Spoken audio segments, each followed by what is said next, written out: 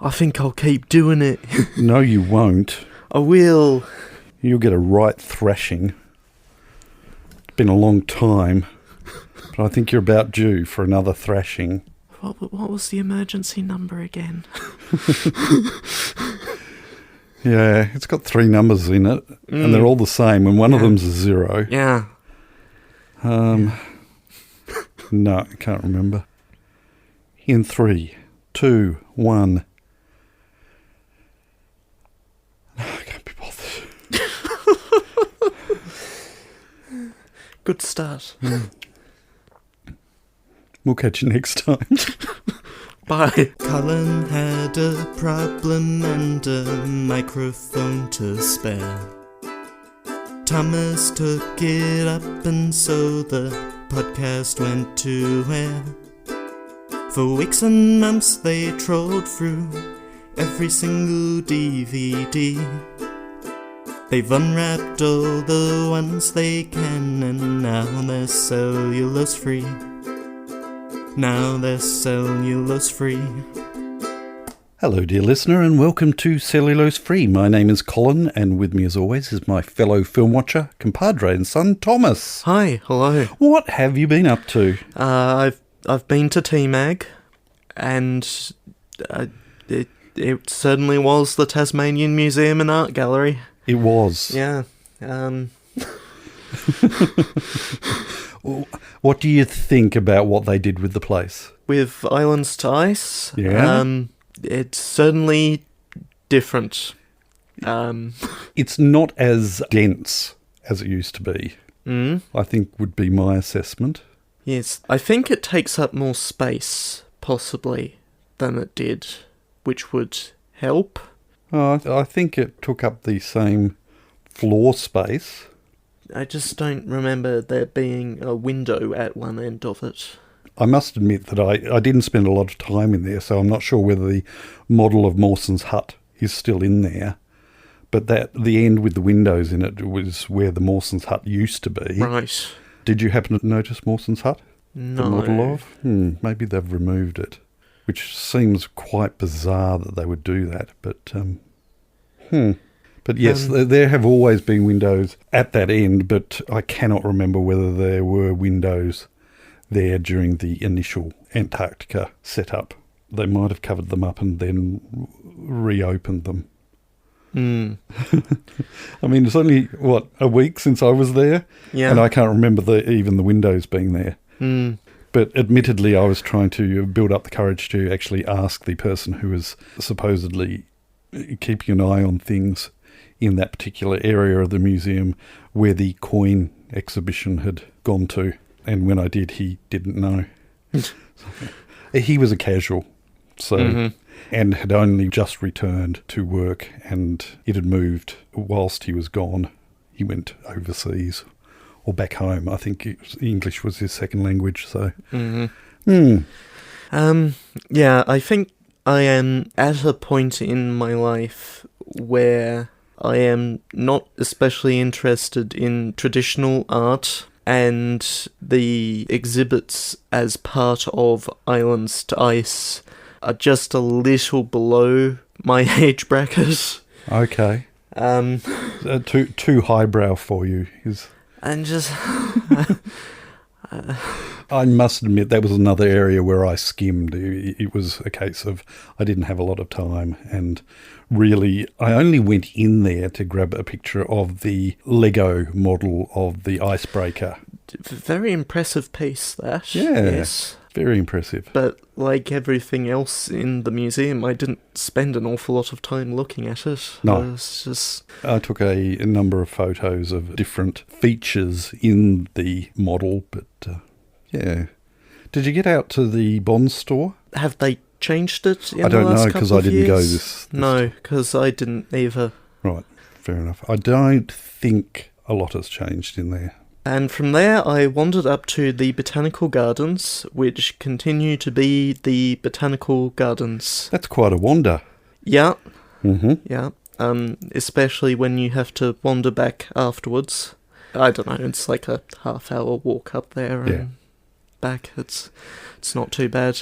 You can risk trying to flag down a bus as it goes past the stop just before the bridge.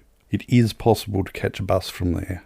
Oh yeah, no, But I did it. Oh, did like you? a couple of weeks back. Oh, okay. But I went on a Saturday, and there's of course, yeah.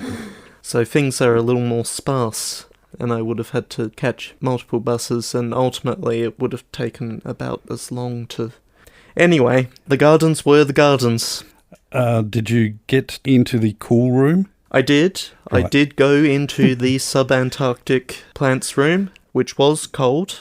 Is that why you went there? No, I'd planned to go there anyway, but right. No, it was cold. Good. I seem to recall Saturday was fairly warm. Yeah. So that would have been quite a relief. Yeah, not as warm as some more recent days, but certainly not cool. Mm-hmm. I was very thankful that the gardens had a little bottle filling station at the entrance before I turned heel that's good. Turned heel and left. Huh. Well, I only went back for the water station after I got to the Red Decker bus stop just outside the gardens, which offers $5 into the city centre trips, and then I realised, it's just past 5, and the last one left at 4:15, so that's not happening. That'd be a bit of a money earner for them. Yeah. Yeah. It's just at that price point where you would consider it. Yeah. If it had been an option, I would have taken it. Yep, fair enough. Fortunately, by this point, it was getting later in the day, and so things were cooling off a bit. Yeah. And so I wandered back into the city. And then I still had a little bit of time on my hands before I could get on a bus. I text in, asking what's for dinner. I'm like, okay, macaroni, cheese and chicken, and I think there was bacon in it as well. There was. Finely crafted bacon. Yeah. Save me a serve. But there's still some time left to wait, and I'm not going to be home for another hour, and so I'm like, what is there to eat at a little after 5 on a Saturday? I did suspect that you did have something to eat at about the time that you messaged us, because when you got home, you didn't go straight for the mac and cheese. Even if I hadn't, I probably wouldn't have gone straight for the mac and cheese, because I need time to decompress. Mm-hmm. What did you find? About a block away from the Elizabeth Street Mall, there is a little chip shop called The Little Chip Shop, which sells Belgian frites, which is to say fries, thick-cut fries, and that was nice. I enjoyed that. Huh. I'm trying to place where that is. Do you know where the Mr. Burger is? Yes, I know CBD? where the Mr. Burger is. Sort of across the road from that and round the corner. Ah, and around the corner. Yeah. Very small shop. Sort of sells the fries in the traditional Belgian way, which is in a paper cone. Yep. And, crispy in the good ways. Oh, Taste was good. Got me curious now. They didn't have tomato sauce, so as far as I could tell. Mm-hmm. Otherwise, I would have spent the extra $2.50 to have tomato sauce on it. Yay. Yeah. But no, good fries. Were they as good as Cripps Baker's chips? It's a different sort of experience. Yeah, fair enough. The Cripps fries are a little softer, and I go there because of the seasoning. Yep. I wouldn't be going all the way up into Bellerive for them to not get the seasoning on them. No. But yeah, just salt on these chips, and I think possibly the frying... traditionally, Belgian frites are fried in beef tallow. Yeah. So lends a certain taste to them that I think I enjoyed. So, yeah. I'm going to have to track that down. I don't know if they actually used beef tallow at this particular shop, but yeah. Little Chip Shop. Little Chip Shop. Yeah. This podcast is not sponsored by Little Chip Shop. No, it's not. And so that was my day. Yeah. And then bus in to cross the river, and then wait a bit, and then bus home. The joys of weekend buses. Well, it could have been worse. I could have gone on a Sunday. That is true. And you could have been trying to get to Orford on a Sunday. In other news, Technicolor has collapsed. It has. Taking with it former Doctor Who VFX house, The Mill. Oh, I didn't realise. I hadn't made that connection. Huh. That's problematic. Yeah. As far as I know, current Doctor Who hasn't been using The Mill for a little while, but... Oh, well, that's why they went bankrupt, isn't it? So, a stalwart of the early days of colour film is gone. Or as good as, anyway. Yep. And this time next week, we should know if the election will be held on the same day that Doctor Who premieres. Everything just revolves around Doctor Who. Yeah. Yeah. But it's impossible to say if it'll actually happen then, because there's a cyclone that's going very south. It's like Brisbane south. Yeah, Brisbane is very much battening down the hatches and putting up the sandbags. And Brisbane, for our listeners who may not know, Brisbane is not quite in the tropics, and this will be the first tropical cyclone, the equivalent to hurricane in the US, that will hit near there in half a century. Yeah, it's been a long time. So many people who haven't experienced one up there.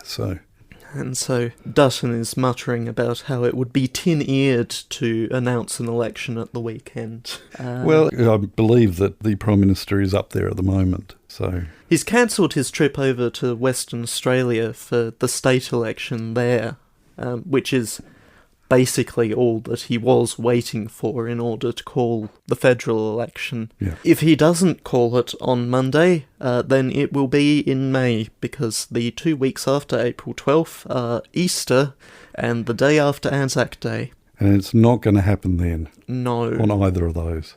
So yeah, that's what's up with me. What's up with you? What's up with me? Well, I actually followed some of the same terrain as you did. Right. I had a psychologist's appointment today and decided that I would walk my way towards the botanical gardens and then took a right and went over the bridge and got to Eastlands and picked up some prescriptions and then caught a bus. Yep. So that was good. Got some photos taken. I'm feeling a bit weary. Yeah. Because shame on me, I have not been exercising anywhere near as much as I would like to think that I should be. But no, it was good. I'd like to be getting outside like maybe 2 times a week. At a minimum. So far I'm lucky to get one. Well, you're just going to have to ...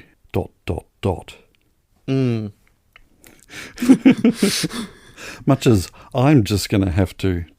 In fact, I was thinking about it earlier and thinking, maybe I should go to bed earlier and get up earlier and go for a morning walk when it's not too hot and get back in time to sort out some other things, and then I've got the rest of the day. And then I can go for a longer walk later on in the day if I'm feeling up to it. So. Yeah. Typically at the earliest I'm getting into bed at 3 a.m. and getting up at 11, so... Yay. On so many different levels there. Yay. A lot of words in that one sentence to go, yeah. Other than that, look, I can't... Last week has been a bit of a blur. There's just been some crazy things worldwide that's been happening that has got me not thinking about anything else much. So today was good on a number of different levels in that my psychologist's appointment went well. We talked about some good stuff, and then the walk was good. Well... And the skies were good. And the light was good. But we should watch a film. Yes, unfortunately, if you've been thinking too much about geopolitics, this will not help. It will not. No. No, it is somewhat geopolitical. Yeah. What are we watching this week? We are watching Argo. Please tell our dear listener what Argo is all about. As the Iranian Revolution takes over the US Embassy in Tehran, 6 Americans escape. Now only one man can get them out from behind enemy lines.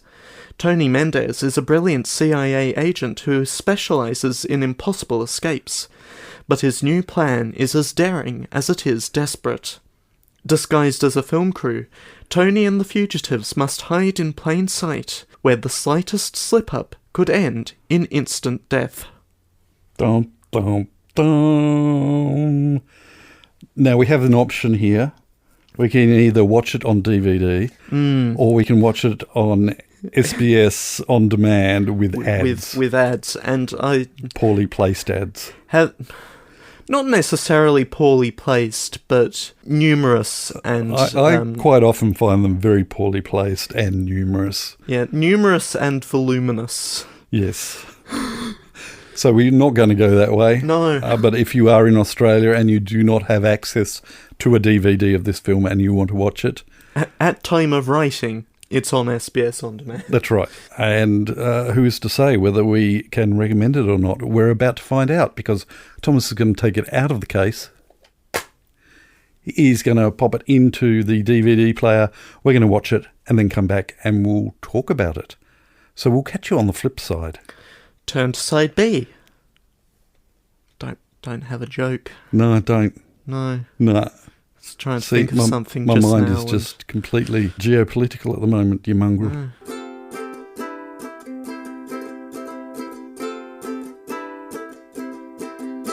So what did you think?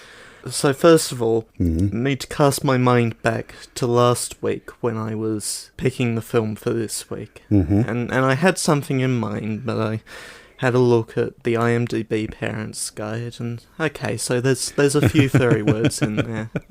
And then I go to my movies and I look at the list of films that I've picked, and I select one at random and I pick a furrier film. It was furry. And in one part, densely furry. Yeah. It progressed the plot. Yeah. And I am assuming, dangerously so, that it was part of the true story aspect of it. Yeah, and I would believe that a conversation took place in that form with as furry language. Yeah. So I think it was completely forgivable. Yeah, I enjoyed it. I think it's a solid film. It is a solid film. Really solid film. The plan is somewhat dramatised. Yes. In reality, it went off basically without a hitch. Well, that would have been a really boring movie. Yeah. Yeah. There was no hold-up. There was no chase. Yeah. I mean, that being said, that last chase bit, it seemed believable, but it also, if you were to pick, all right, there are things in this film that didn't happen, that would probably be the one. The mad tarmac chase. It was, yeah. It was done well enough that it was possibly plausible, but if you were to pick, that would probably be the thing that I would have picked. It also overplays the CIA's role in events.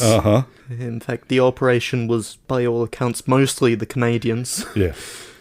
And it also makes the British and the Kiwis angry, because actually the British did house the 6 for a couple of days before the Iranians started knocking on their doors as well. Yeah. And the Kiwis were perfectly happy to be a backup hideout, so... Yeah. God bless America. Don't let the truth get in the way of a good story. Yeah. There's not enough drama. No. Okay. We'll annoy the Kiwis and the British, and we'll have a mad car chase on the tarmac. Yeah. That's much better. Good.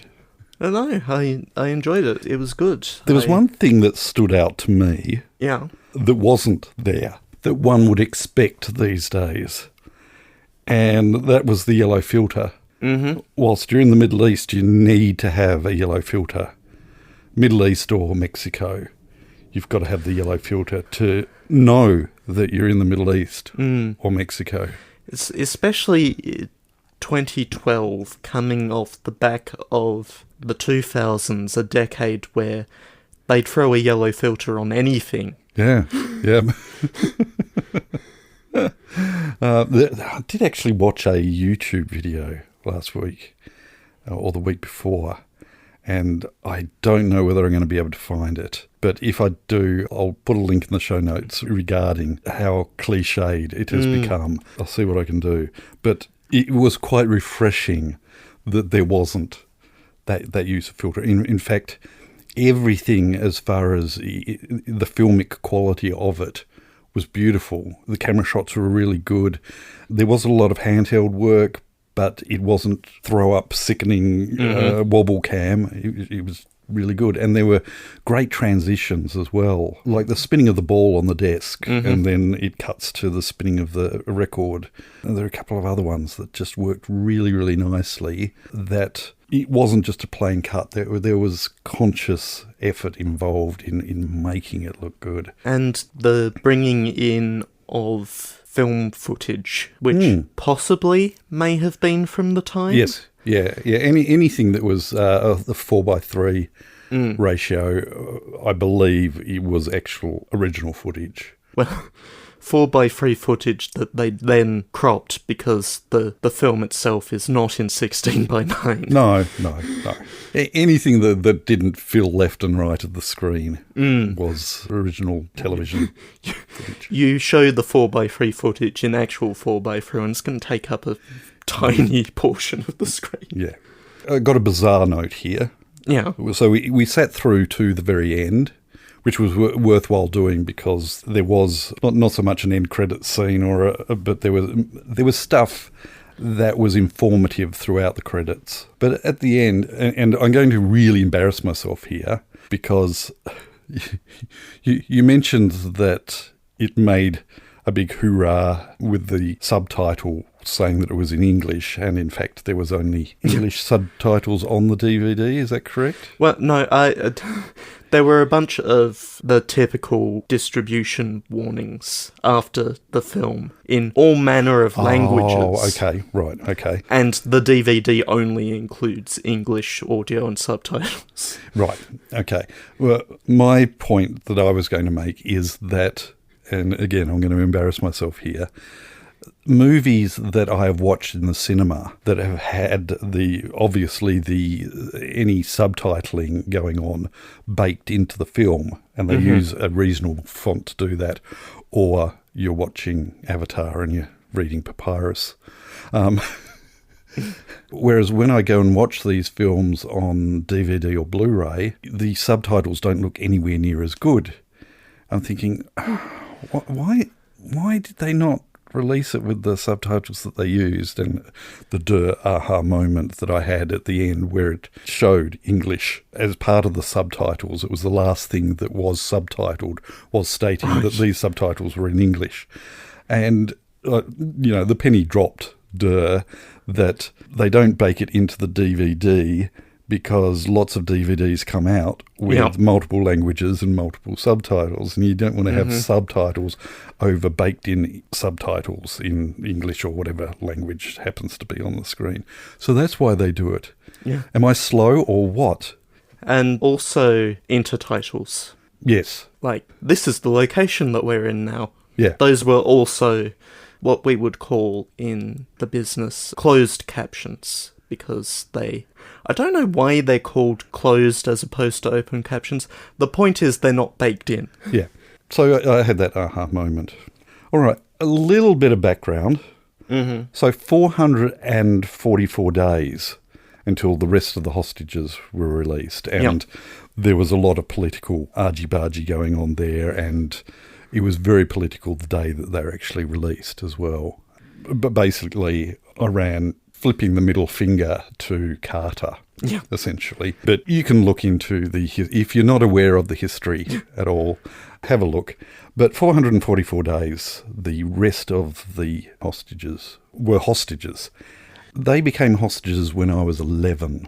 Right. So I do have quite a firm memory of all of this going on. It impacted the whole world. But I am ashamed to say, but certainly can't blame my 11-year-old self or even my siblings at this time, because they weren't all that much older, my older two siblings. But whenever anyone would go away on a camp or a trip or somewhere, obviously there's no mobile phones and no internet or anything like that. And so people would come back from being away and ask, has anything happened? And it became a running joke that, the Iranian hostages have been released. And, everyone would go, yay! So that was, as I say, I was only 11 at the time. So for that to work, I'm guessing that by that stage they had been released. So it's not quite as bad as... I don't recall ever having someone come home from camp and say, has anything happened? Well, the Iranian hostages are still. But there was definitely a running gag of the Iranian hostages have been released.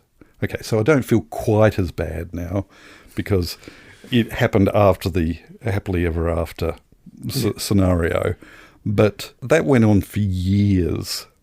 And I'm quite sure that if I was to ask any of my siblings that if I was to present a scenario and ask them what would have been the response, I don't doubt that any of them, except for maybe my brother, would be able to answer what the response should be to that.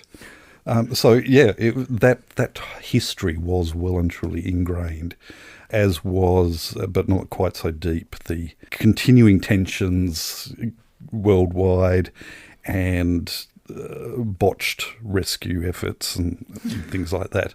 Again, look it up if you're not aware of what happened in the 444 days. It's scary and it's absolutely and stupid in parts. Oh yeah. But again, very, very political. You've got a president who's seen to not be doing anything. And so when they do try to do something, it all goes pear-shaped. Anyway, do I have any other notes? No, I don't. Oh, the Americans. To some extent, the hostage situation is their own fault. Oh, it's completely understandable. Long history of destabilising governments, and then a couple of decades later, there's an overthrow and everything's back to where it was before the destabilisation. Well, and usually worse. Yeah. And it's usually the person that they've put into power that causes the big trouble. Yeah. For the benefit of hindsight. Yeah. And well, you say hindsight, but as far as I'm aware, they keep doing it. Yes. Yeah. Anyway, this is ostensibly not a political podcast. Hindsight is all well and good if you learn from it. Yeah.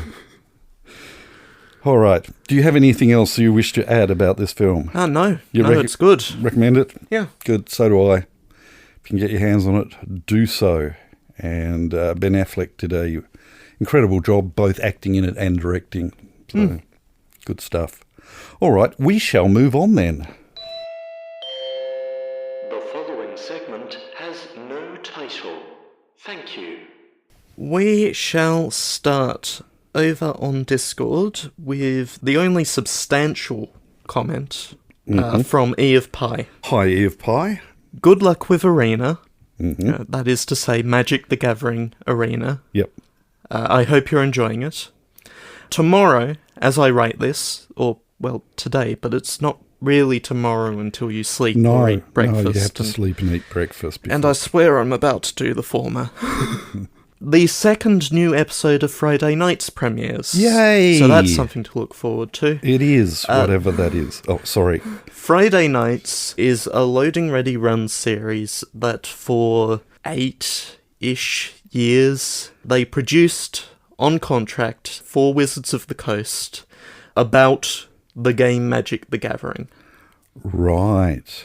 Typical episodes would be in some way marketing for some product or another that was being released around the time, or maybe there was a particular format that Wizards wanted to push. Yep. And just before the pandemic, Wizards decided, no, I think we're done with this and stuff like this. Uh-huh. And so, Loading Ready Run, Graham, at the beginning of the last episode, helpfully titled The Gathering, said, this is the last one we're producing with Wizards, but we're hoping to produce some more. In the near future, we're going to have a crowdfunding campaign, and that'll come soon.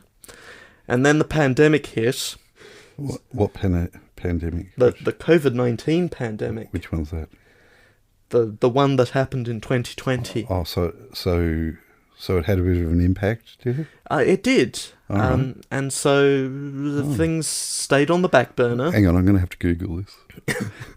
Things stayed on the back burner until 2024, when they finally put together the Kickstarter for a 9th season of Friday Nights, which is A now... 9th season? Yes. What consists of a season with this show?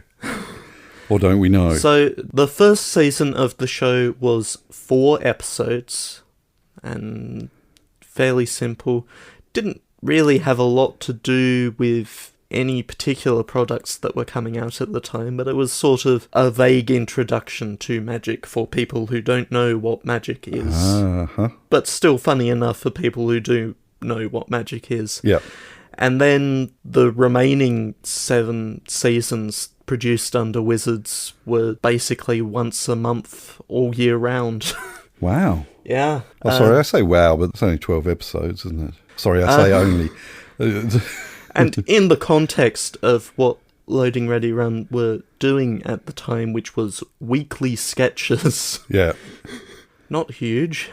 And yeah, so it has been long anticipated, and it is finally coming out weekly over the past 2 weeks and the next 6 weeks. Ah, okay. I backed the Kickstarter, and at some point I should be getting a playmat with the cast fighting a giant Simic slaw, which is a slaw made of lots of things. Right. That's the joke. It is a food that has been made of lots of things. Specifically what things? Not really important. Sounds like folk slaw to me. It was a themed snack brought up in the 2nd season that repeatedly came up during each of the next 6 seasons. Mm-hmm. The same slaw. Not replacement slaw. This is one bowl of Simic slaw that has been kept with the Moonbase through multiple moves. Good. But in canon. Good. In canon, anyway. In reality, they remade it when they needed it. I shouldn't have asked. No. So yeah, no, I've been enjoying it. Oh, good. And it sort of has more... I'm pretty sure... It's hard to say at this early stage. I'm pretty sure it has a little more of a through line than previous seasons, which, as I said, were mostly just, this is the hot thing of the time that we want you to sell, please. Without looking too much like you're selling the thing. And now that they're not under that contractual obligation, there's a few more jokes at Wizards' expense. Good. Yeah, no, it's been good. All right. And with a contribution from M over on YouTube. Hi, M! That will take us up to the guesses. Yeah, let's start with M. Let's start... Yes, okay. Sure. I wasn't going to start with M. I would. But let's start with M. No, I want to. Great. Even if I have to edit this so that M comes first, I would do so. Now see, do I force him to do that? No, you don't. We're running into ugly numbers as it is, so... So, M has guessed The creator. That's THCREATR. E of Pi initially went with the creator, which unfortunately has 9 characters. I wouldn't normally warn someone that they'd made this mistake, but I did. Well, it's E of Pi. Well, You've got it. it was regular. Yeah. But I did. And eventually... So you gave him a second guess. Came back with the creator, the same THCREATR that M provided. So we have the potential of a double whammy. You get a point, you get a point. The thing about potential energy is that if you drop something, that potential energy becomes kinetic energy. Yes. And no longer has any potential. No. Except once it actually lands on your foot. Yes. And then you get screaming energy. Yeah. Yeah. It's not really one of the commonly considered forms of energy. Screaming energy? No. No. Any physicist worth his salt would tell you that screaming energy is probably just more thing. Kinetic energy. No, it's a thing. All right. So you've wasted a lot of energy here. Yes. All of which is to say that you're both wrong. You are. Looking back now, the creator is far better than CREATOR. Creator. You just dropped the definite article. I did. Which is a thing that you'll do. Yeah, but unpredictably so. All that being said, sorry, all those who participated and made a guess, all that being said, this week we watched the film Argo. Yes, a film with 4 letters in its title. Yeah. How am I going to cram that into 8 alphanumeric characters? It's really just impossible to say. But, you know... But what I would suggest is you have Argo. Have Argo. Yeah. Should I say it again? But if you don't want these arbitrary points, then you don't have to claim these arbitrary points. You can comment anything else. You can. You know, thoughts about this film. Yeah. Thoughts about whatever next week's film is. If you've got any special anecdotes concerning the Iranian hostage crisis that you can recall from possibly your childhood. Film suggestions. Yeah, please contribute in all of the places that are mentioned in the show notes and in our closing credits. Or under the show notes if you're on YouTube or on Spotify. Or to the left, or the right, where on the are right. The comments on Spotify? Well, somebody has provided them. Where is the comments section? I don't know. Somebody has provided comments. I don't listen to podcasts on Spotify. No. I have 2 separate apps for that. We do have people who listen to it on Spotify, though. The evidence is there. Well, we've got analytics, and we only get analytics from Spotify. We get it from YouTube. Well, yes, YouTube. Yeah. And I could dig into the Apple Podcasts analytics if I wanted to. Does that make you a worm? Anyway, I think we should move on. Pick a film for next week so we can go to bed. And on that disgusting note, it's your turn. It is my turn. And I'm going to go from the sublime to the ridiculous. Okay. Okay, I need to bring up the movie again. Why did I do that? For fun and profit? Yeah. Okay. Except there's none of the latter and little of the former. I want you, Thomas, to cast your mind back to 1997. Can't do that. Why not? I wasn't born then. Oh, you were -2. I wasn't even conceived. You weren't even a twinkle in your parents' eye. Barely an idea. Oh, you have no idea, Thomas. Yeesh. What, back then? No, I didn't. The joys of challenging fertility. Anyway, let's have a plot synopsis here. We are going to be watching a 1997 film. Uh-huh. It's a science fiction film. That could describe so many films on our shelves. It could.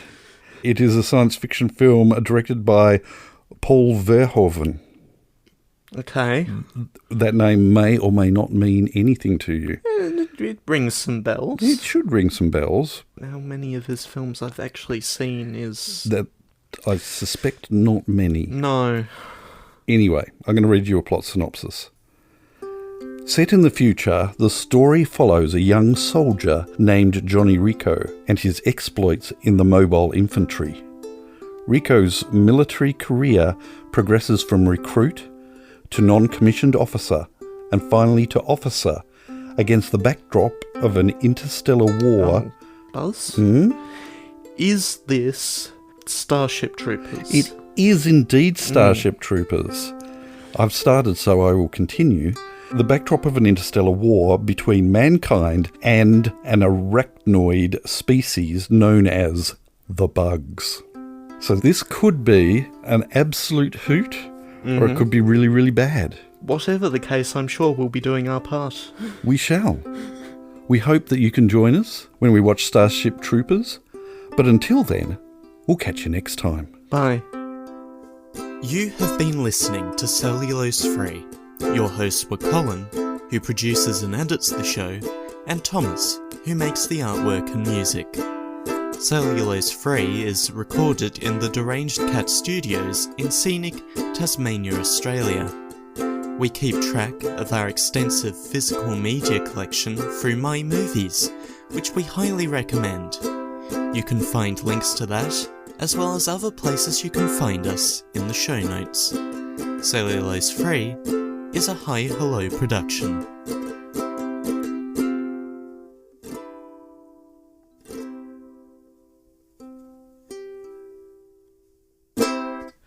I've not seen Starship Troopers, to be clear. Didn't think you had. This is just cultural osmosis. Yes, yeah, it certainly has an evolved cosmic osmosis nature to it. So, But I've already finished, so go home. I'm already home. Go home. We're go both home. home. I'm stopping. Where's the stop button? In the same place it is every week. Half our listeners are probably at work and can't go home right now. Half our listeners have already gone home.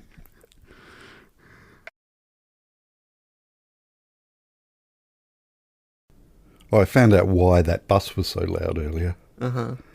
The actual front door was open. Yeah. Yeah, that would do it. It would. With the kitchen door open and the front door open. Yep. The bus might as well just drive through the entire studio. Yeah. But it didn't. Sounded like it did. Yeah.